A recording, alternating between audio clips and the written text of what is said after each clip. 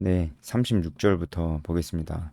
오늘은 이제 예수님이 겟세마네 언덕에서 이제 기도하시는 장면이 나오는데 어, 분량도 짧고 제가 해설할 게 많지는 않아요. 다만 이 부분은 예수님께서 인성으로서 가지고 계신 그런 그런 그런 고민, 그러니까 그런 심적 고통들 이런 것들이 많이 보이기 때문에 우리가 충분히 묵상을 하면 정말 하나님께서 예수님이 하나님이신데 하나님께서 정말 이런 고통스러운 과정을 겪으실 필요가 있었을까?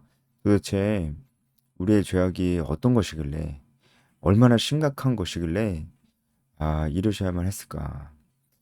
이런 예수님의 그 고통에 대한 부분들, 그 심적 부담감들, 예수님이 인성으로서 이제 경험하셨던 것들을 좀 우리도 가슴 깊이 묵상하면은 좋을 것 같습니다. 그래도 해설할 게 없진 않으니까요. 좀 보겠습니다. 어, 이 겟세마네 언덕은 일단 겟세마네라는 곳이 기름 짜는 틀이란 뜻이에요.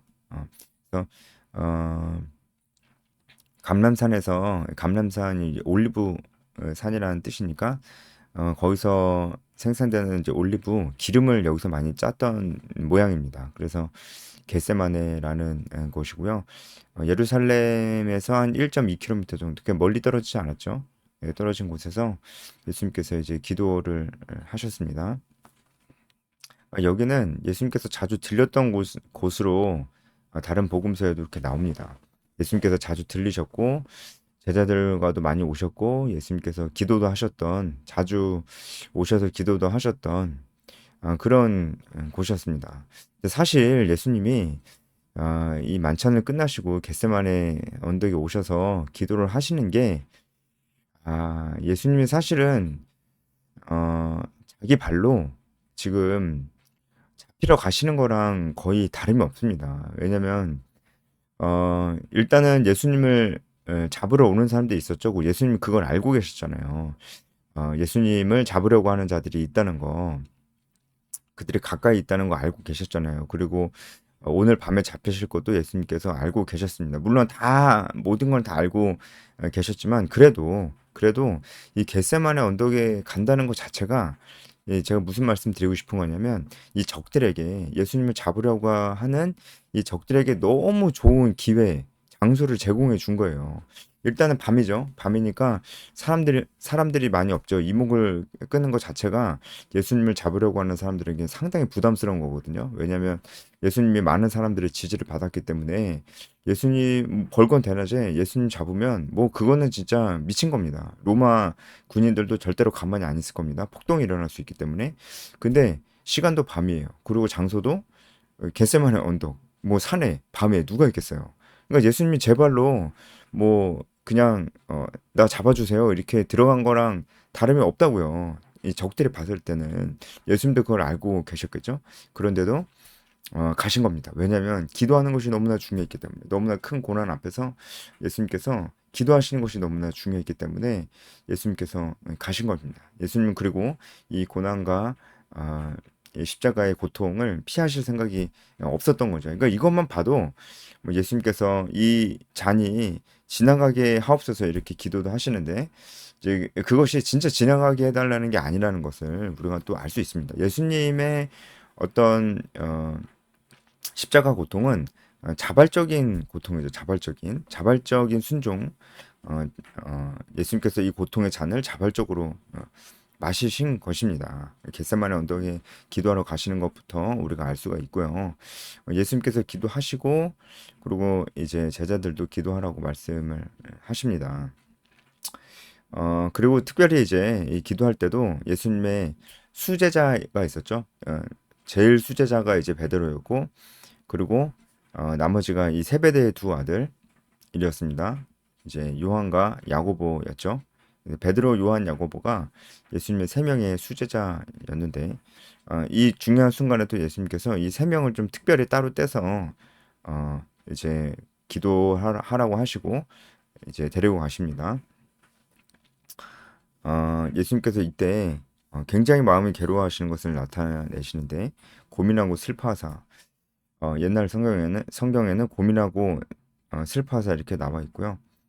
고민하여 죽게 되었으니 이렇게 나와 있습니다. 여기는 이제 원어로 보면은 어, 괴롭고 슬픔에 잠기기 시작했다 이렇게 나와요. 그러니까 이제 베드로와 세베대의 두 아들이 와서 예수님께서 본격적으로 기도할 시간이 되니까 예수님께서 이 괴로움과 슬픔이 그때부터 갑자기 이제 막 몰려오기 시작하신 거예요. 예수님의 심리 상태 여기서 좀 알 수가 있고요. 그리고 이제 나아가서 얼굴을 땅에 대시고 엎드려서 기도하셨는데요. 이것은 히브리인들이 기도할 때 하는 태도였습니다. 특별히 간절한 기도를 드릴 때 이렇게 땅에 엎드려서 얼굴을 땅에 대고 이렇게 기도했다고 합니다. 예수님께서 굉장히 간절하게 기도했다는 것을 알 수가 있고, 내 아버지가 만일 할만하시거든 이렇게 말씀하시는데, 만일 할만하시거든 이것도 원어적으로 본다면 가능한 다른 길이 있다면 이런 뜻입니다. 다른 길이 있다면 비슷한 표현이죠. 이 잔이 내게서 지나가게 하옵소서 이렇게 말씀을 하시는 겁니다. 이것은 앞서 말씀드렸듯이 진짜 예수님께서 어, 이 잔을 받기 원치 않아서 그러셨던 건 아니고 이미 자발적으로 순종하고 계시는데 인간적인 고뇌와 고통을 보여주고 있는 것입니다. 우리도 하나님 앞에 순종하고자 하는 그런 강한 열정을 가지고 있을 때에도 정말 우리가 그 가운데 겪고 있는 아픔과 슬픔과 고통들 그렇잖아요. 하나님 말씀대로 사는 삶이 아픔과 슬픔과 고통들이 있을 수 있습니다. 예, 그런 아픔과 슬픔과 고통들을 하나님 앞에 숨기지 말고 우리도 예수님처럼 이렇게 기도함으로 하나님께 말씀드리는 것이 너무나 좋습니다. 그러면 우리가 더욱더 순종한 힘을 얻는 것이고요. 어쩌면 예수님께서 이 중요한 때에 이 겟세마네 언덕에 충분히 잡히실 수 있을 만한 이 언덕에 오셔서 기도하시는 것도 이 인간적인 고통과 슬픔이 너무 커서 자발적으로 이제 순종 안 하신다는 건 아니지만 이 순간에 정말 필요한 게 기도밖에 없었기 때문에 예수님께서 인성을 가진 예수님께서 이렇게 기도하러 오신 것이다. 우리가 이렇게 볼 수가 있습니다. 근데 제자들은 자고 있었어요.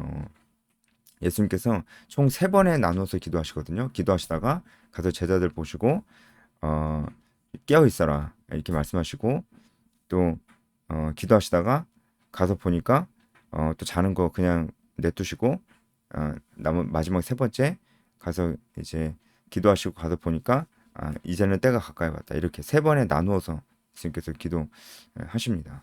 제자들이 자는 것을 보고 깨어 있을 수 없더냐 이렇게 말씀을 하십니다. 제자들이 자고 있는데 제자들이 자고 있는 모습 우리가 어떻게 봐야 될까요? 일단 제자들이 지금 자고 있는 것은 그냥 이 제자들이 피곤해서 자고 있다 그냥 단순히 그렇게 보기보다는 제자들이 믿지 않고 있는 거예요. 무엇을요? 예수님께서 잡혀서 죽으실 것이라는 것을 믿지 않고 여전히 예수님을 정치적 메시아로 보고 있다. 그렇게 생각을 할 수밖에 없는 거예요.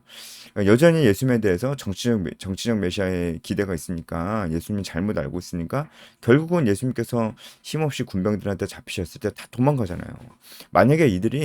만약에 그렇게 진짜 생각해 본다면 예수님을 정치적 메시아로 생각하지 않고 예수님께서 이미 수차례 많이 말씀하셨듯이 예수님께서 십자가 죽음으로 그걸 고난으로 우리의 모든 죄를 사해 주시고 그리고 부활하실 것까지 이 제자들이 다 믿었다면은 지금 이렇게 잠이 안 오겠죠? 왜냐하면 예수님께서 말씀하셨듯이 진짜 잡히실 수 있으니까 그리고 지금이 이 겟세마네 언덕에 밤에 있다는 것 자체가 굉장히 잡히기 좋은 때잖아요.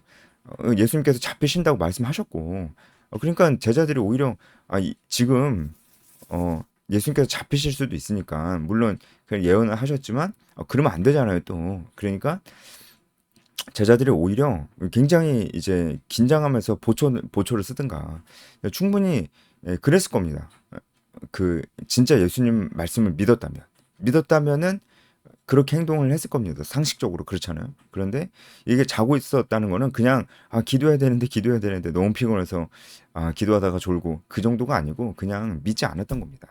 예수님께서 말씀하셨던 것을 믿지 않았어요. 믿지 않았기 때문에 보일 수밖에 없는 행동입니다. 그렇죠? 그래서 우리도 이런 제자들의 모습을 보면서 우리의 모습도 이제 보게 되는데 결국은 우리가 하나님 말씀 앞에 서 있지 않으면은 긴장을 안 해요. 믿지 않기 때문에 그 긴장이 안 되는 거죠. 알지 못하기 때문에 긴장이 안 되는 거죠. 긴장이 안 되면은 긴장이 안 되면은 어 잠이 오죠. 영적인 잠이 오죠. 근데 그렇잖아요. 예수님도 두 번째 기도하시고 다시 오셔서 제자들이 또 자고 있으니까 어 뭐라고 말씀하시냐면 어 이제 마음에는 원이로되 육신이 약하도다 이렇게 어, 말씀을 하시잖아요. 어, 이게 첫 번째 와서 말씀하실 때 그렇게 말씀하시잖아요. 그렇죠?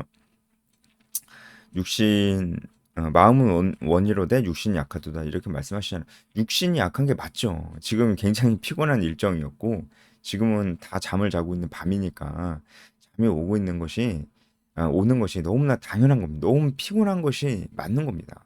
하지만 정말 하나님 말씀을 믿는다면 예수님이 어떤 분이신지 안다면 이 순간에 잠을 잘 수가 없잖아요. 그러니까 결국은 믿음이 없었다는 것밖에 안 되는 겁니다. 이건 우리에게도 주는 메시지가 있습니다. 우리도 다 피곤하고 힘든 일정을 살고 있습니다. 그러니까 우리가 제일 먼저 포기하는 것은 하나님과의 관계를 위한 시간, 말씀과 기도의 시간들, 그리고 하나님께서 우리에게 명령한 것들을 순종하는 시간, 복음을 전하고 제자를 삼는 이 시간들을 다 포기해버려요. 그리고 우리 그래도 크리스찬의 양심이 있으니까 그 양심을 달래주러 이제 주일에 교회 가는 겁니다. 그리고 사실 복음을 전하고 제자를 삼는 거랑은 별로 상관없는 여러 가지 사역들로 우리 시간들을 채워 넣는 것이며 우리가 헌신했다는 그런 뿌듯함을 가지고 오는 것입니다. 잘 생각해 보세요. 그게 진짜 그런 헌신들이 쓸데없고 잘못하고 있다는 게 아니에요.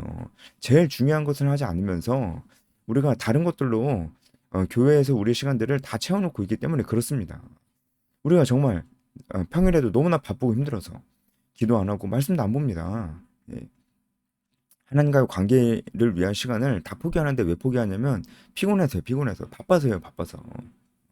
그리고 왜 전도 안 하고 왜 제자화 안 하냐면 피곤하고 바빠서 힘들어서 그래요. 근데 그럴 수 있습니다. 예수님도 이해하시잖아요. 너희가 마음은 원이다. 내가 그것도 안다. 하지만 육체가 약하다. 그것도 안다. 이게 다 말씀하시잖아요. 그게 사실이라니까요, 우리도. 근데 그럼에도 불구하고 정말 이 제자들이 예수님 말씀을 믿었다면은 이럴 수는 없었겠죠. 그죠? 예수님 그래도 깨워 주셨는데, 그쵸? 한 번 정도는 일어날 수 있었을 텐데, 이들은 결국 끝까지 자고 말았습니다. 그래서 두 번째 와서 보실 때는 그냥 두셨어요. 예. 어, 예수님께서 이제 기도하실 때, 두 번째 기도하실 때는 나의 원대로 마옵시고 아버지 원대로 하옵소서 이렇게 결국은 이제 예수님께서 이 십자가의 고난을 지고 싶지 않다 그런 말씀을 하시는 게 아니었다는 거 결국 자발적 순종으로 십자가를 지셨다는 것을 우리가 알 수 있습니다. 그리고 다시 와서 보니까 제자들이 자고 있었고 다시 기도하시고 다시 와서 보니까 자고 있었고 그리고 이제 제자들을 깨우지 않으셨고 그리고 이제 자고 쉬라 이렇게 말씀하십니다. 다른 영어 번역본을 보면은 NIV나 RSV를 보면은 이것이 의문문으로 돼 있어요. 아직도 자고 있냐 이렇게 되어 있어요. 근데 이게 헬라어로 봐도 두 가지로 다 이제 해석이 될 수 있다고 합니다. 뭐 만약에 의문문으로 끝나는 그런 문장이라면 아직도 자고 있냐 이렇게 말씀을 하신 것일 수도 있고 맥락상 그것도 맞는 것 같습니다.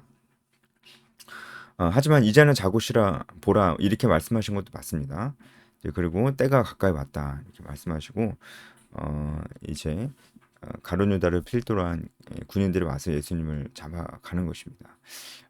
예수님께서 잡히시는 이 날 밤에 그 마음에 어떤 고통이 있으셨을지 우리가 생각을 하면서 우리 죄의 깊이가 어떤 것인지도 묵상하면은 너무 좋을 것 같고요. 그리고 제자들의 모습 보면서 우리도 이렇게 자고 있지는 않는가 생각해 본다면 좋은 묵상 포인트가 될 것 같습니다. 여기까지 하겠습니다.